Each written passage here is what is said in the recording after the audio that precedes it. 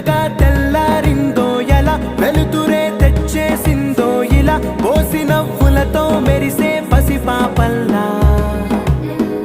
చేదతో బావులలో గలగల చెరువులో బాతుల ఈతల కళ చేదుగా ఉన్న వేపను నమిలే వేళ చుట్ట పొగ మంచుల్లో చుట్టాల పిలుపుల్లో మాటలే కలిపేస్తూ మనసారా మమతల్ని పండించి